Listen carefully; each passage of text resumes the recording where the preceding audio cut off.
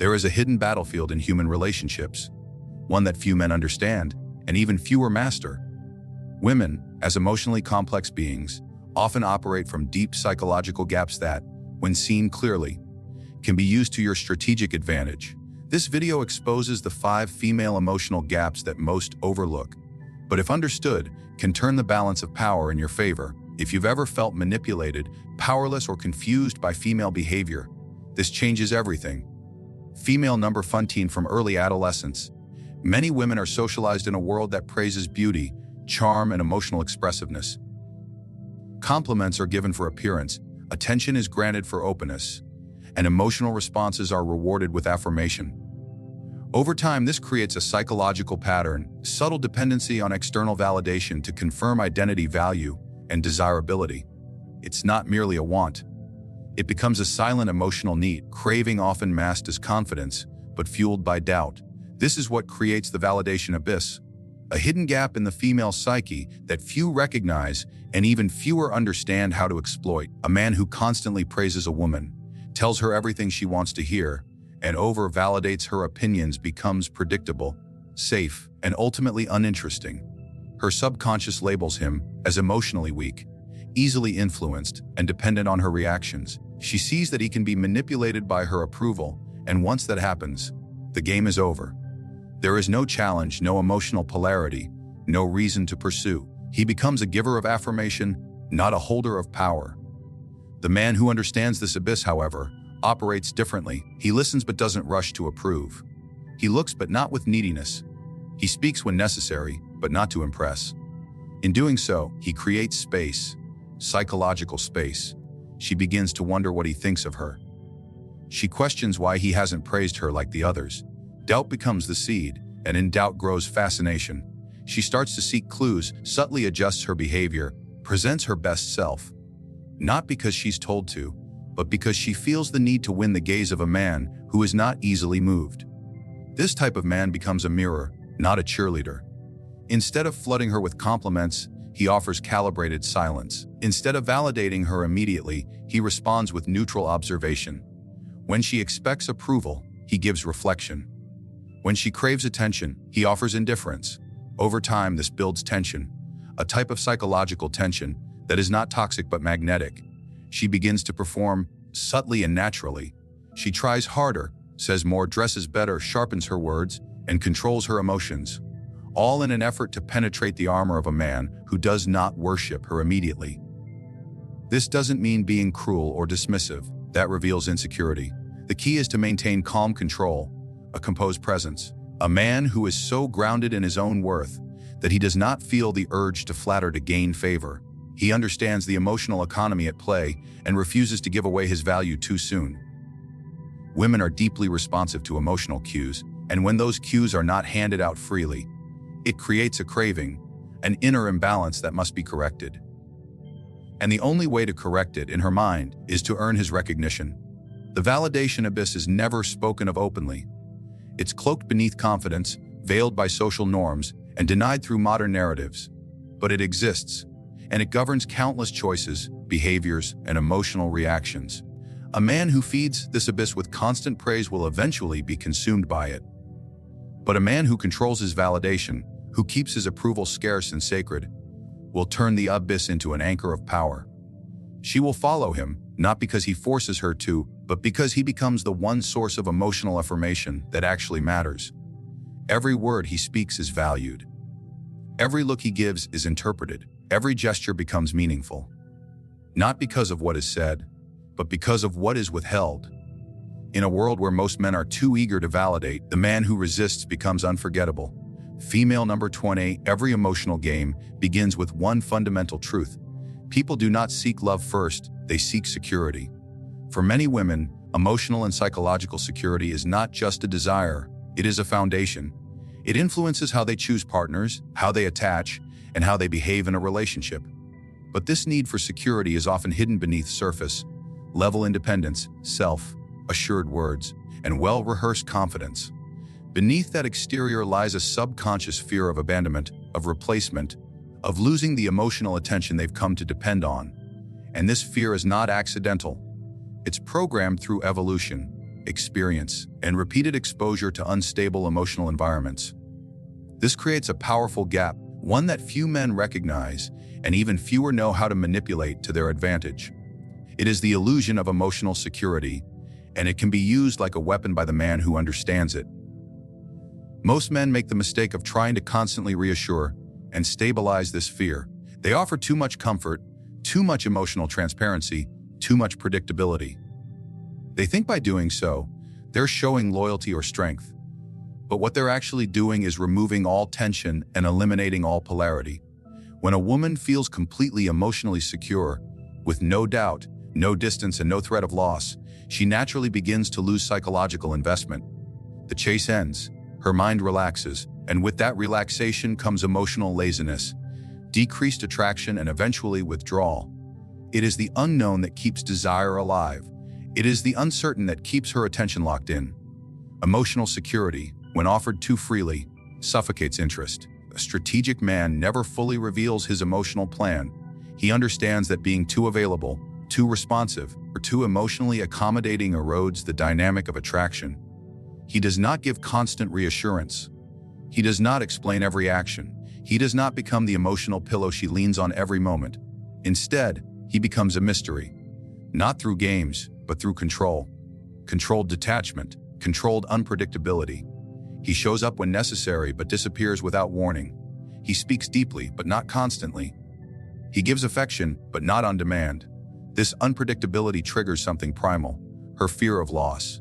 And in that fear, she becomes emotionally invested. She begins to try harder, act more passionately, and become more attentive, not out of love, but out of fear of losing the man who doesn't anchor her in complete security. This illusion creates a psychological loop. She wants more, but he gives less. She offers more attention, but he withdraws subtly. The more she tries to capture him, the more distant he appears. In this dynamic, the power begins to shift. She now invests more, thinks more, overanalyzes more, and ultimately becomes more emotionally enslaved to the man who never promised permanence. It's not cruelty, it's control. The most powerful form of control is not what you say, but what you leave uncertain. When she cannot predict your next move, she begins to orbit around your presence. The illusion of security becomes a mirror to her fears. She starts to question her place. She becomes jealous of imagined threats. She becomes hyper-aware of how you react, how often you text, how often you speak. In every moment of silence, she fills in the blanks with her own paranoia. And that paranoia feeds pursuit.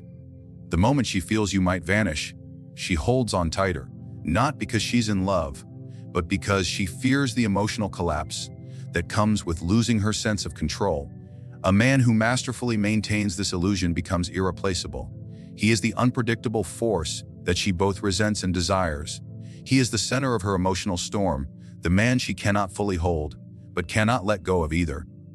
By refusing to offer constant security, he becomes the only one who truly controls the emotional tempo of the relationship.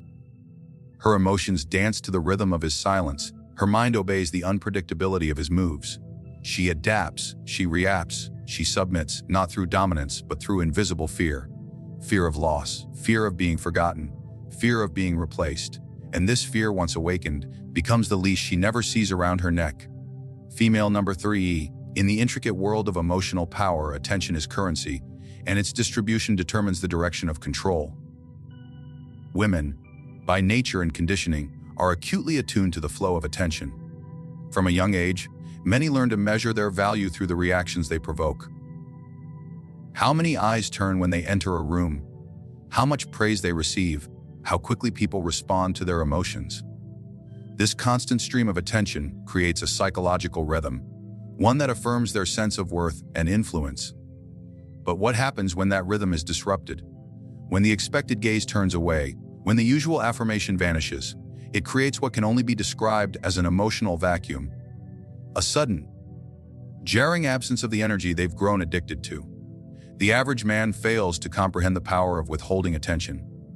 He gives it freely, often excessively, believing that presence equals loyalty and constant engagement equals love. He replies immediately, compliments often, ensures she never feels ignored. He becomes predictable, emotionally accessible, and fully available. And in doing so, He removes all contrast, all mystery, strategic scarcity. The attention he gives becomes background noise, constant, reliable, and unremarkable. She doesn't chase it.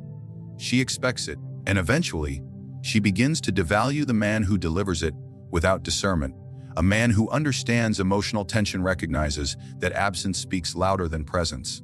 He knows that what is withheld has more impact than what is given. He uses silence as a weapon, not to harm but to create demand. By withdrawing attention at key moments, not through anger or passive aggression, but with poise and control, he creates space. That space, that vacuum, becomes the catalyst for psychological imbalance in her mind. She notices the gap, she questions its cause. She wonders what she did, where he went, and why he's no longer orbiting her. The mind, desperate for resolution, begins to search. And in that search, he becomes the center of her internal world. This is not about ghosting or cruelty. It's about strategic presence. A powerful man makes his attention scarce and meaningful. When he is silent, it's noticeable. When he is distant, it's felt deeply. And when he finally returns, whether through a glance, a word, or a subtle gesture, it feels like a gift, a reward, something she must earn again. His absence creates desire, and his controlled return satisfies it just enough to keep her wanting more. This cycle keeps her engaged, emotionally active, and psychologically loyal, not because of what he offers, but because of what he withholds. In a world saturated with validation and constant communication, true attention has become a rare commodity. The man who masters selective withdrawal understands that energy, once abundant, loses its influence. Scarcity breeds value. And when he pulls back, not with bitterness, but with calm detachment, he becomes a puzzle she feels compelled to solve. She replays conversations, reanalyzes gestures, stalks timelines, and watches every move more closely than before. He lives in her mind not because he's always present, but because he isn't. This vacuum does more than attract her. It humbles her.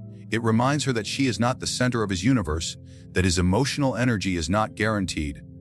She begins to adapt, to offer more, to initiate, to seek his attention rather than assume it. The dynamic begins to flip. No longer is he chasing her reactions. She is chasing his. No longer is he proving his worth. She is proving hers. And it all starts with absence, calculated, intentional, and perfectly timed. True dominance is not displayed through loud control or constant affection. It's shown through calm detachment, the kind of control that never begs, never announces, never reacts.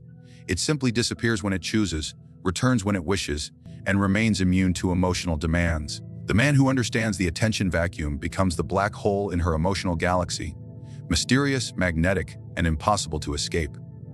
Female number 4C. In every relationship, there exists a concealed tension between control and surrender. While modern narratives often portray women as desiring emotional equality or dominance, the truth beneath the surface is far more complex and ancient. Deep within the female psyche lies a paradox, a desire to test for control while secretly craving to be overpowered, not physically, but emotionally and psychologically. This is the power fantasy gap, a silent contradiction that reveals itself only to men who refuse to kneel. She may resist it with words, but she reacts to it with behavior. When a man presents emotional authority, not dominance through aggression, presence through unshakable self-command, he triggers something primal, something buried under layers of social polish and performative independence. Many men collapse under pressure, especially in emotionally charged moments. They chase harmony, rush to fix feelings, and crumble in the face of her intensity. They fear rejection and believe compliance will buy them peace. What they fail to see is that every time they submit to emotional manipulation, they lose ground in her mind. She may smile, thank him, or even praise his kindness, but something inside her shifts. She no longer feels that magnetic pull, that tension that evokes admiration and submission. She begins to view him as emotionally fragile, reactive, and too easily moved by her moods. And the moment she realizes he can be bent, she loses the desire to surrender. The man who understands the power fantasy gap never argues to win. He listens, but he remains unmoved by theatrics.